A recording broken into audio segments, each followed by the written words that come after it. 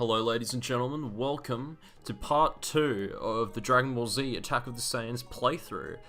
Today we're chilling with Krillin, the unsung hero of Dragon Ball Z and Dragon Ball. And as you can see, he's looking pretty fly with that popped collar, trying to get the bitches to holler. As we know, Krillin is somewhat of a ladies' man. And by ladies, I mean lady robot things that are pretty cute, so he hit that eventually. I'm pretty sure he was a monk. I'm not pretty sure, he was a monk, so he was abstinent before that, so good for him. Good old Krillin. Anyway, this is the store. The purpose of a store is to buy things, obviously. Here you can gather beans, HP capsules, and stat-altering items that can aid you in battle. You can equip certain accessories, rings I believe, that help you out in your journeys. Pretty self-explanatory stuff, not a lot to say really. But yeah. I'm just gonna wade through everything here and show you. Now up until this point you probably won't have a lot of money. You'll have an amount, I suppose.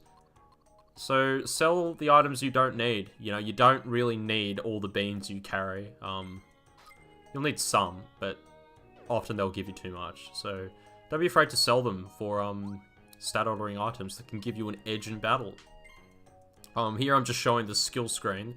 You can spend those AP points, action points, I gather, and spend them on new moves and to upgrade your stats, essentially. So, right now, Rengeki, a melee move, and Kamehameha are at level 1. If I gather enough AP, I can level those up and purchase new moves, as you saw the Destructo Disc, which we will be getting very, very soon, because you can't pass up Destructo Disc. I mean, come on, that's a pretty goddamn iconic move. You know, I'm surprised that he didn't start out with it, to be honest. It was such bullshit that fucking Frieza had it as well, and he could control it. Like, come on, man. You can't take that away from Krillin. That's all he fucking has. I mean, until he gets Android 18, of course, but you know what I mean, right? So, I'm not sure what Krillin's doing. He's just hanging around, I guess. Oh, shit. Came to visit his old temple. What's happened? He's looking around. He has no what the fuck's going on. He's about to find out, though. Now, I'm going to bring this up since it's the elephant in the room, if you will, but Krillin doesn't have a fucking nose. Yeah, that's gonna suck, because I'm pretty sure taste is 95% smell, so, you know. People always go on and say, oh, Tien's not human because he has 3 eyes. That means he's some sort of weird fucking mutant. Well, Krillin doesn't have a nose, you know? Your nose? Ah, clever. Not really. But yeah, this, I believe this, dojo, or whatever, is pretty, they were assholes to Krillin, really. They bullied him a lot. As you would, because he doesn't have a nose, and he's bald. So, well, they're all bald at the school, but he was especially bald. He was the baldest. Now, here is a new person to fight, and by person, I mean panda thing. So, I think this place may be based off China then, so Krillin has some sort of Chinese heritage, which, you know, Dragon Ball itself is a homage to Journey to the West, a Chinese folktale, I believe, so, you know, little connections here and there to Chinese mythology, as you'd expect, even though Dragon Ball Z and Dragon Ball is a Japanese entity.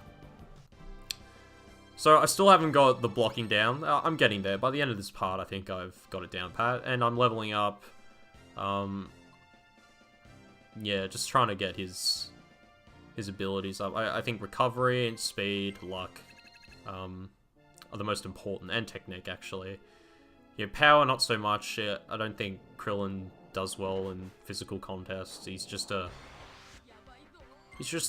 supporting character, so, you know. I mean, in the show, like, take for instance Krillin in the show, he's always the guy to get his ass kicked and grimace and cringe and say how powerful the enemies are, so, you know, he's got that going for him. Yeah, Krillin's just a really down on his luck character. You know, it's so... It's just terrible that all these human characters are so convinced that they'll, you know, surpass Goku or even be on his level. And they just get such a rude fucking awakening. It's actually kind of hilarious. In a depressing kind of way. But yeah, this is the moment I purchased Destructo Disc. Damn straight, level 1. I don't give a shit. I'm gonna rip it. I'm gonna tear it up like my Beyblades. Okay, so here's a ghost character. Pretty self-explanatory. I try out Destructo Disc. I should have really blocked that, but it's okay. It's only 30 damage. Doesn't really matter. But yeah, damn son, Destructo Disc. It's a mean as fuck attack.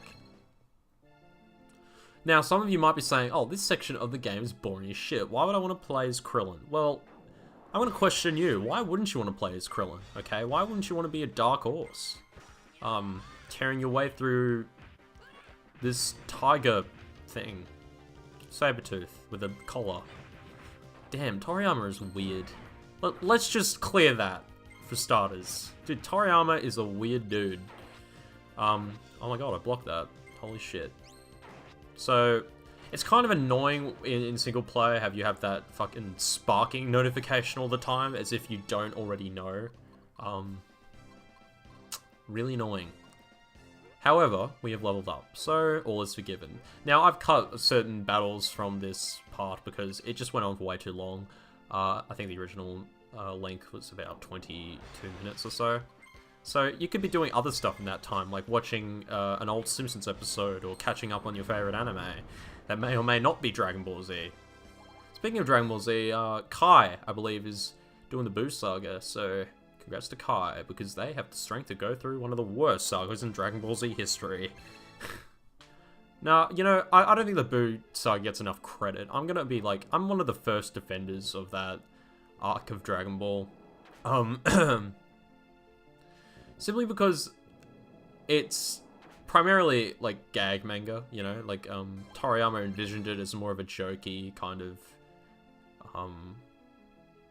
story, really. I mean, Buu isn't...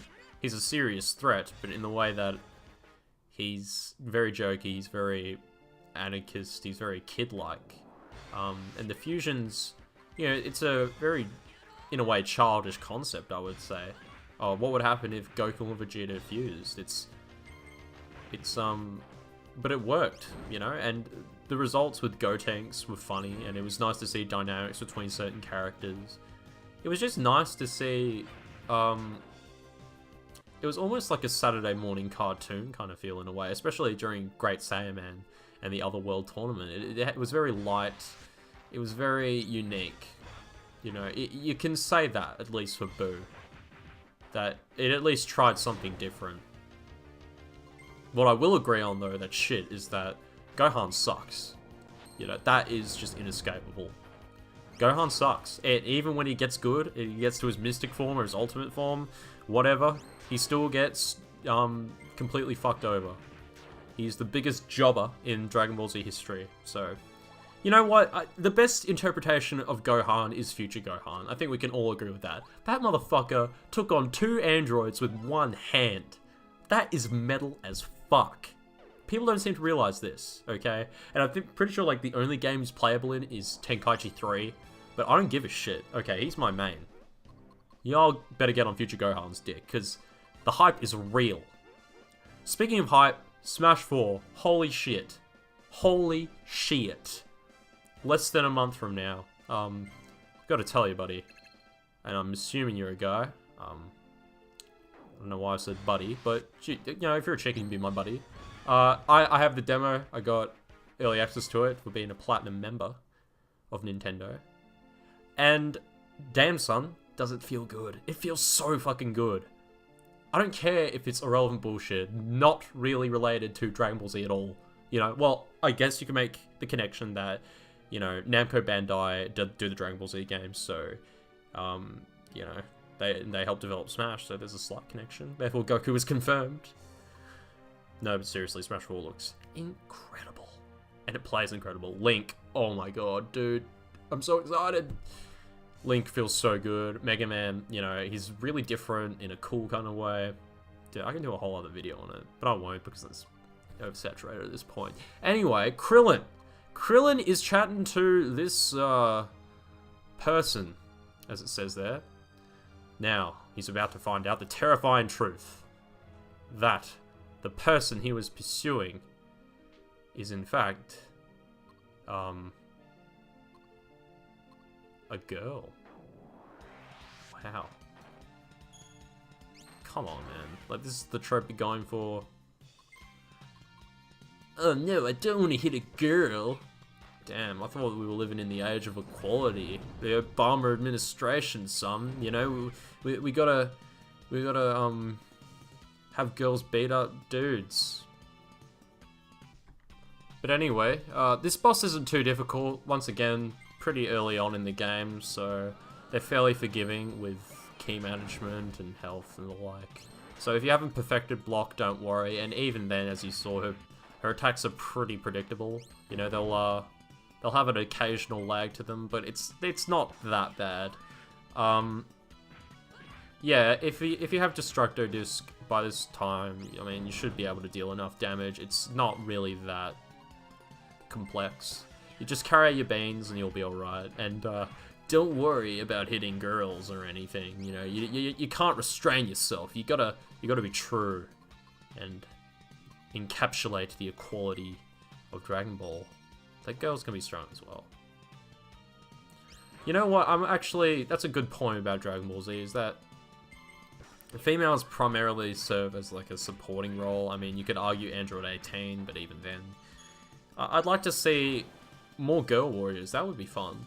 You know, I'm not even saying that as like a feminist or anything, but you know, even like a female villain. I mean, I guess Zangia from BoJack Unbound, but you know, she's like a secondary villain that doesn't really do anything.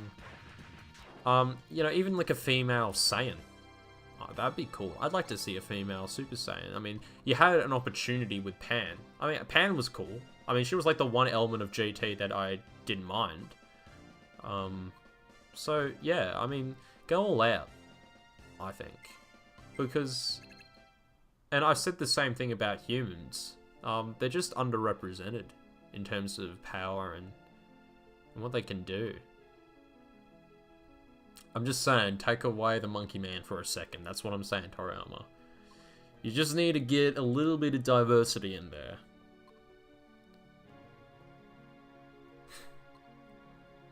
But yeah, the girl's sorry, so therefore everything she did was atoned for, I suppose.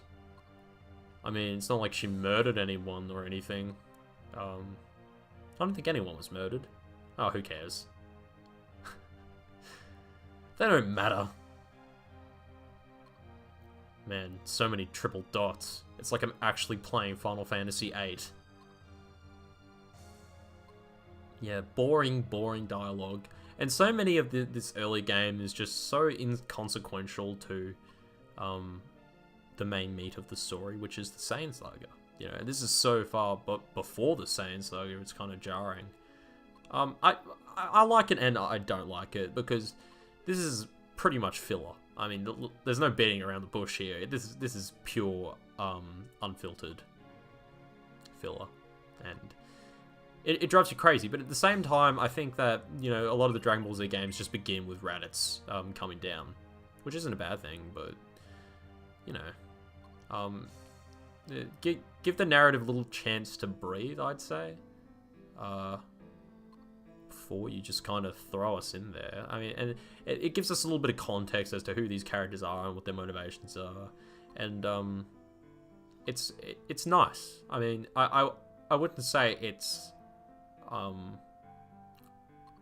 overly well executed, but it's enough, I think. I would have taken away a little bit, maybe one dungeon, because there's one section that I don't really like, where we get to a cave or a mountain, I can't remember. See, that's how much I don't remember it, but you know, I mean, there's a little bit of character building with Krillin. He's a little uneasy, he's a little bit unsure of himself, but he feels like he can go the distance. He can find his way, and somehow he will be strong. He'll walk every mile. I'm sure it'll be worth his while. He'll go most anywhere to feel like he belongs.